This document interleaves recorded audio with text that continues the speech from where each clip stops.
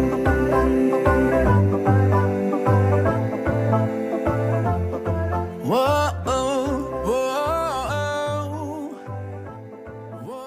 dear friends all over the world, welcome back again. This is Mr. Osama Mukbil, the English teacher and the self-improvement coach. My dear friends, in this episode number 8 of our series, help me improve my speaking skill, we're going to get to know another great theme and wonderful message. Hopefully you can apply it to your daily habits of learning to boost your memory and remember the information you learn from time to time. My dear friends, have you ever heard of this term, body language? Body language? Yeah, I think that you're very familiar with this term. Actually, body language talks about your body. How you walk, how you talk, how you stand, how you sit, your facial expressions when you feel happy, sad, excited, nervous, afraid, homesick, and so on. Now, you have to know that the more you understand the body language, the more you understand yourself, and definitely you can understand people's characters and feelings if you understand their body languages very well. As there a body language, there is a brain language. What? Brain language? Yeah, for sure. There is a brain language. But the big question is, what is the brain language? Before I answer this question, I'd like just to ask you a couple of questions. Have you ever wondered why you spend very long hours studying, analyzing, double-checking some information before quizzes and exams, and then after that you get very low scores and unfortunately sometimes you fail? While on the flip side, one of your friends spends only a few hours studying the same subject and he gets a very awesome score, the score you have always dreamed of. Do you think that it's a coincidence? No, nothing happens by chance here because your friend understands the language of his brain. Now, the big question is, what is the brain language? The brain language lies in one word, which you have to understand and you have to apply so that you can relax your brain and you don't drain your energy and waste your time anymore, so that your efforts will never ever go in vain anymore. The language of the brain is when you form a couple of connections and relations.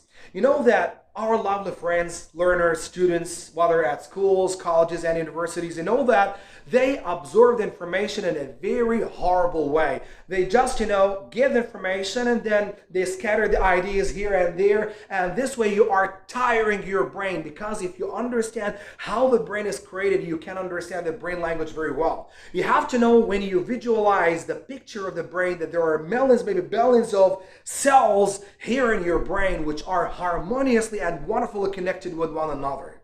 So, when you want to understand your brain language, you have to make a couple of connections, whips, classifications. And the best way ever to do so is to draw a mind map.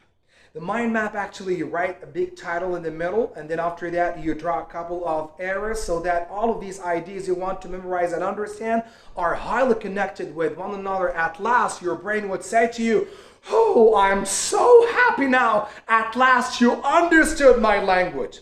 But guess what? When you just scatter your ideas without making any connections, this way you will have a very short-term memory and you can't remember the ideas you want to recall from time to time. I want you just to remember this. Study smart, don't study hard. Study smart, don't study hard. Don't react like a robot. The robot only receives information and produces the same thing.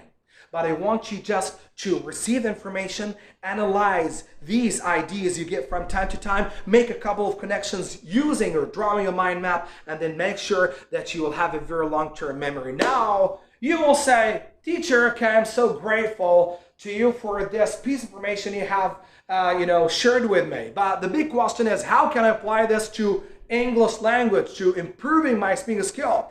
I'll tell you now a very nice story about a word I have learned recently and what I have done just to have a very long-term memory to remember this word. So please stay with me to know what the way is.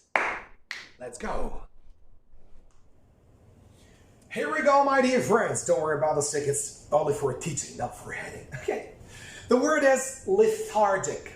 Lethargic. Lethargic.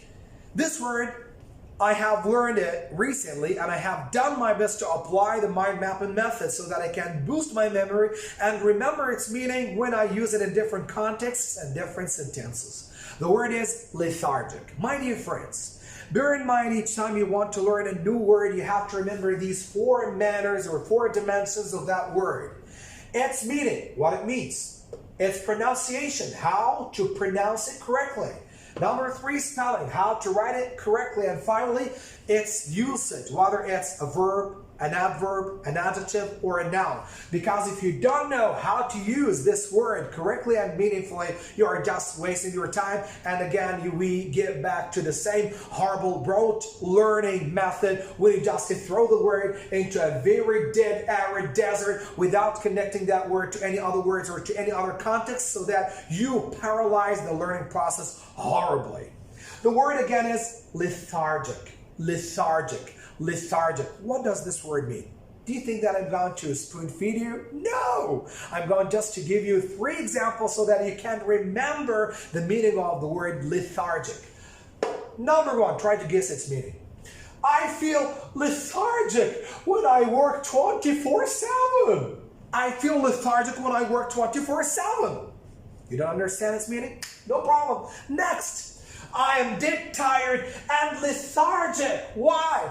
I have been working out for 3 hours. I have been working out for 3 hours. I am dead tired and lethargic. Number 3, I came back home really lethargic. Since I had a 3-hour exam, I felt lethargic because I had a 3-hour exam.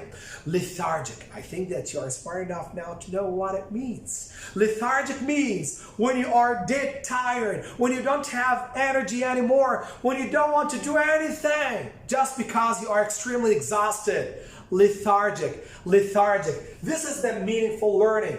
This is the way you have to follow through so that you can understand your brain language. But here, look at this. You just throw a couple of ideas, words, information in different places without making any connections. So that's why we have to say all the time that your motto should be study smart, don't study hard, and never use this way at all. Don't say lethargic, lethargic, lethargic, lethargic, lethargic, lethargic all the time. And then after that, within 2 or 3 days max, you forget what this word means and where you have seen it. Remember that you have a great brain. Use it well and very wisely so that you can study smart and enjoy the learning process more and more and more. Until I see you again, I wish you a very awesome weekend full of love, passion, enthusiasm, inner peace, and smart study. Thank you so much. See you next time. I feel so close, so close.